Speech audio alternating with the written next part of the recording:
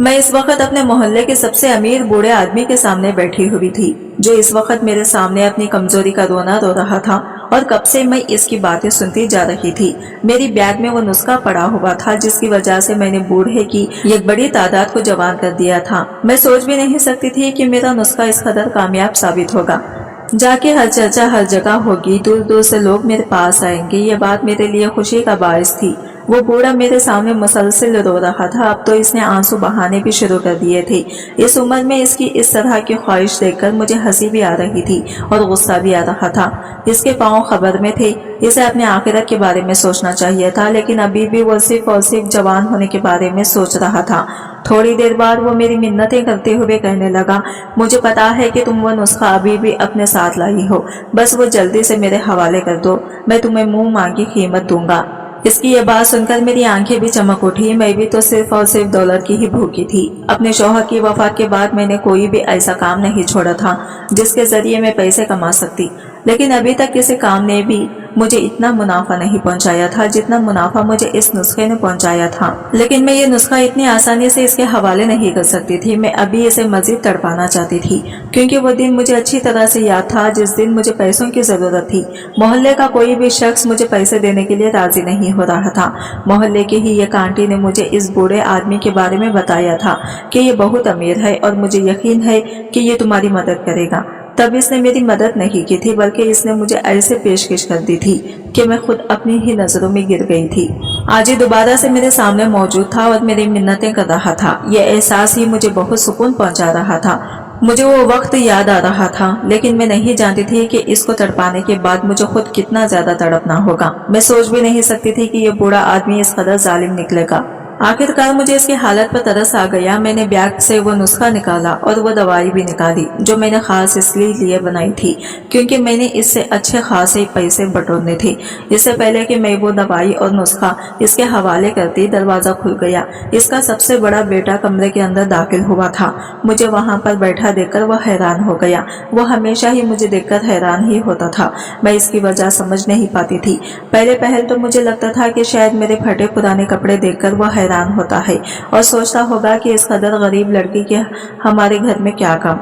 लेकिन अब तो मैं बहुत कीमती लिबास पहनने लगी थी और इससे भरकर मेरे पास बहुत ही कीमती जेवर भी होता था, जो मैं हर वक्त ही ज़ैब तन किए रखती थी। बूढ़े आदमी ने मुझे आंखों ही आंखों में वो नुस्खा दोबारा से बैग में डालने का इशारा किया। मैंने मुस्कुराते हुए वो नुस्खा बैग में डाल दिया। मुझे यही था कि इसका बेटा थोड़ी ही देर बाद वहां से चला जाएगा, लेकिन जाने के बजाय वो वहीं पर बैठ गया और मुझसे इधर उधर की बातें करने लगा। हैरत की बात तो ये थी कि वो मुझसे मेरी माजी के बारे में पूछ रहा था और इसके साथ साथ वो मुझसे मेरे शौहर की भी तफसील ले रहा था।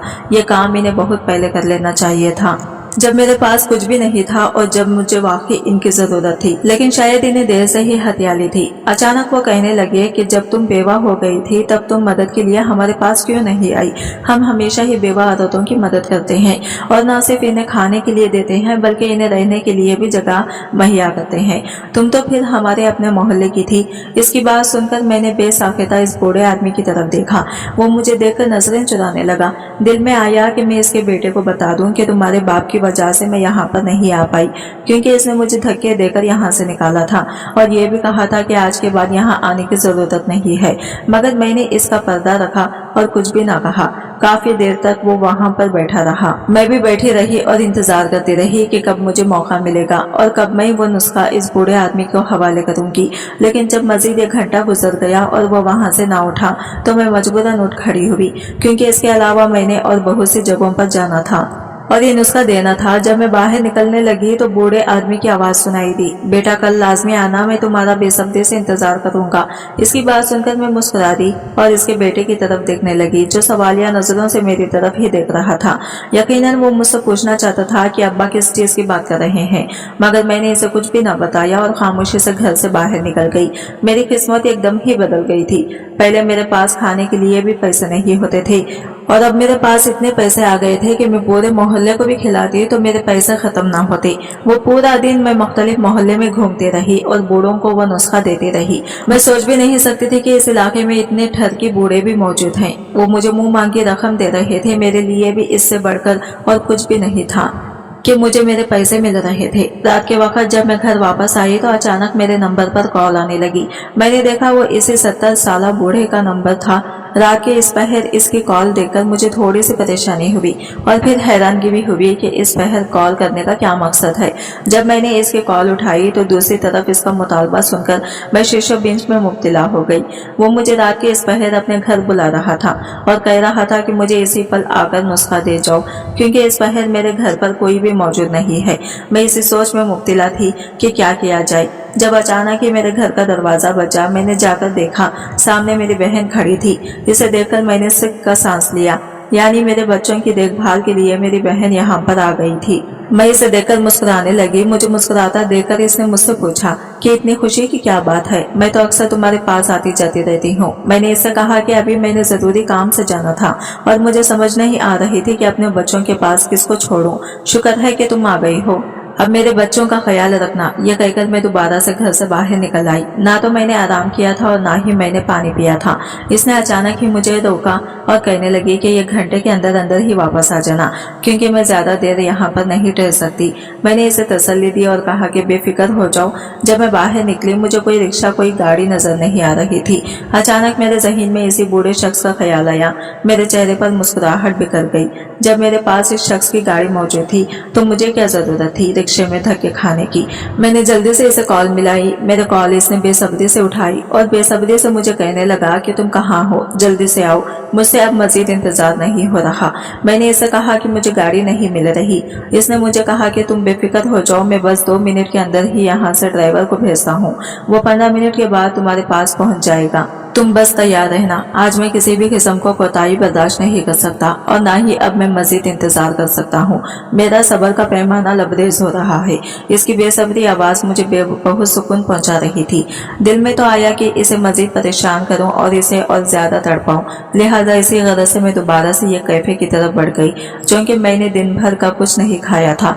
इसी वजह से खाने के लिए बैठ गई। मुझे वहां पर तकरीबन आधा घंटा गुजर गया। इस दौरान ड्राइवर की मुझे मुसलसल कॉल्स आ रही थी और इसके साथ साथ इस बूढ़े आदमी की भी कॉल्स आ रही थी। इस बूढ़े आदमी की इस तड़प को देखकर मुझे बहुत ज्यादा सुकून मिल रहा था। मैं सोच भी नहीं सकती थी कि कभी मैं इससे इस तरह से भी बदला ले पाऊंगी। खैर, तकरीबन 1 घंटा मजीद इंतजार करवाने के बाद मैं दोबारा से ड्राइवर की तरफ बढ़ गई। इस दौरान मुझे अपनी बहन की तरफ से भी तसल्ली हो गई थी कि वो आज रात बच्चों के पास ही रुक जाएगी। जब मैं गाड़ी में जाकर बैठी तो ड्राइवर ने मुझे गुस्से से घूरा। खैर, मुझे ना तो पहले इन बातों से कोई फर्क पड़ता था और ना ही अब इस बात से कोई फर्क पड़ रहा था। थोड़ी ही देर के बाद इस बूढ़े आदमी के पास मौजूद थी, जो बेसब्री से मुझे कह रहा था कि मुझे जल्दी से वो नुस्खा दो। मैंने दोबारा से अपनी बैग से वो नुस्खा निकाला, लेकिन ये देखकर परेशान हो गई कि वो दवाई मैं अपने साथ नहीं लाई थी। जब मैंने वो नुस्खा आदमी के हवाले किया तो वो खुशी से खिल उठा और फिर मुझे कहने लगा, अब मुझे जल्दी से वो दवाई दो, जिस दवाई को पीने के बाद मैं दोबारा से ताकतवर हो जाऊंगा और दोबारा से अपनी नफ्सानी ख्वाहिशात पूरी करने के काबिल हो जाऊंगा।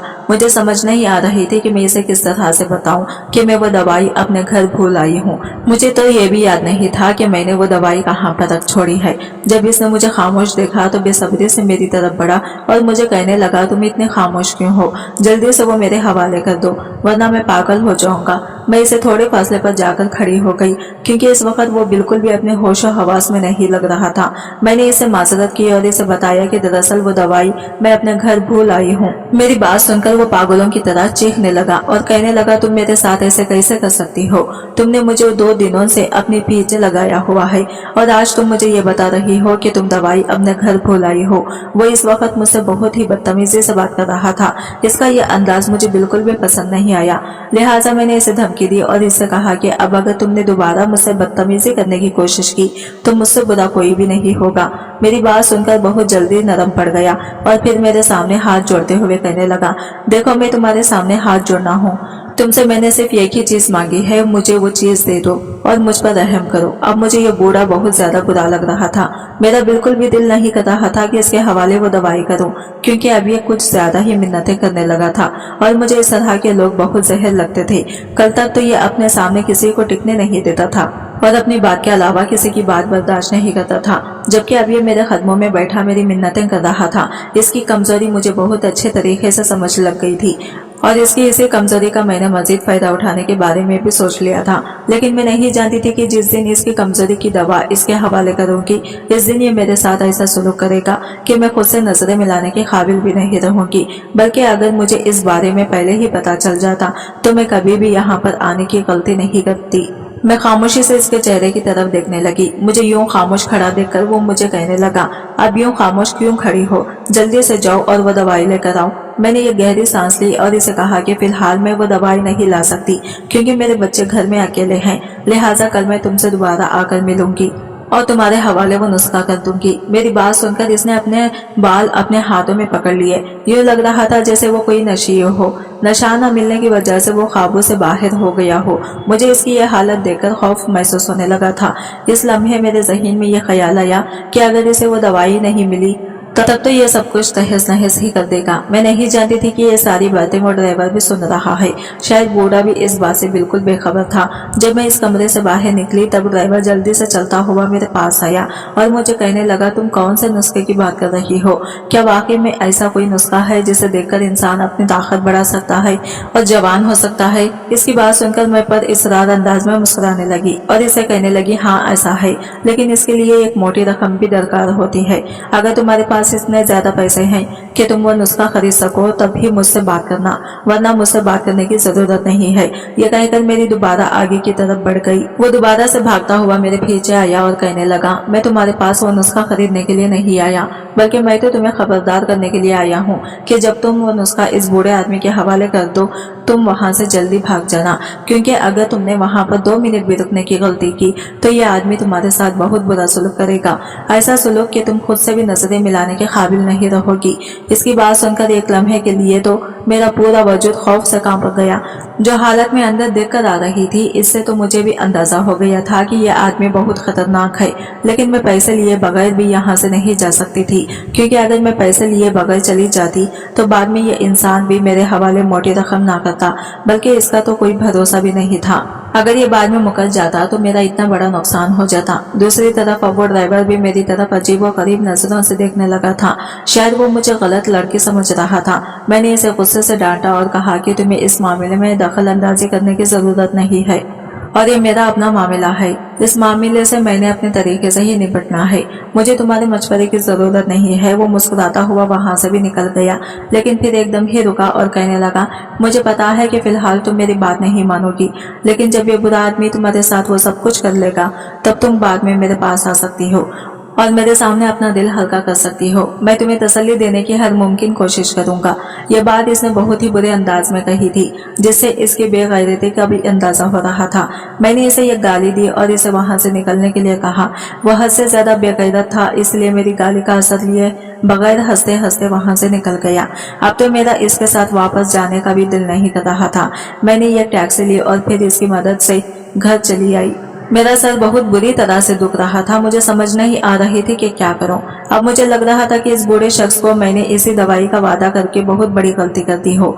मैं घर में बैठी हुई थी जब मेरी बहन मेरे पास आई और मुझे कहने लगी, तुम इतनी परेशान क्यों हो? एक लम्हे के लिए तो मेरे दिल में आया कि इसे बता दूं, लेकिन फिर मैंने सोचा कि वो मेरी वजह से परेशान हो जाएगी। इसी वजह से मैंने ये बात अपने दिल में ही दबा ली। लेकिन मैंने फैसला किया था कि कल इसी वक्त जाऊंगी जब इसके घर में तमाम लोग मौजूद होंगे, ताकि अगर कोई हादसा भी पेश आ जाता है तो मेरी मदद करने के लिए वहां पर कोई तो मौजूद होगा। लेकिन मैं नहीं जानती थी कि ये बूढ़ा शख्स मेरी सोच से भी ज्यादा चालाक है। ये मुझे अपने घर पर नहीं बल्कि ये कैसी जगह पर बुलाएगा जिसके बारे में ना तो मैं जानती थी और ना ही वहां के बारे में मैंने कभी सुना था। सुबह 8 बजे ही ड्राइवर मुझे लेने के लिए आ गया। तब मैंने यही समझा कि ये मुझे बूढ़े के घर लेकर जा रहा है। लेकिन जब इसने गाड़ी अनजान रास्ते पर डाली तो मेरा दिल खौफ से धड़कने लगा। मैंने इसे पूछा कि तुम मुझे कहाँ पर लेकर जा रहे हो? मेरी बात सुनकर इसने मुझे तसल्ली दी और कहा, फिक्र मत करो, तुम्हें अगवा नहीं कर रहा, बल्कि बाबा ने कहा है कि तुम्हें इन फार्म हाउस की तरफ लेकर चलूं, क्योंकि वहां पर इनके घर का कोई भी फर्द आता जाता नहीं है। इसकी बात सुनकर मेरा दिल खौफ से धड़कने लगा। मैंने इसे कहा कि मुझे वहां पर नहीं जाना, बल्कि अपने बाबा को कहो कि अगर उन्होंने वो नुस्खा लेना है तो वो मुझे अपने घर पर मिले। इसके अलावा मैं कहीं पर भी जाने के लिए तैयार नहीं हूँ। लेकिन ड्राइवर ने मेरी एक भी बात नहीं सुनी और कहा कि तुम्हें इनसे पहले ही ये बात कर लेनी चाहिए थी।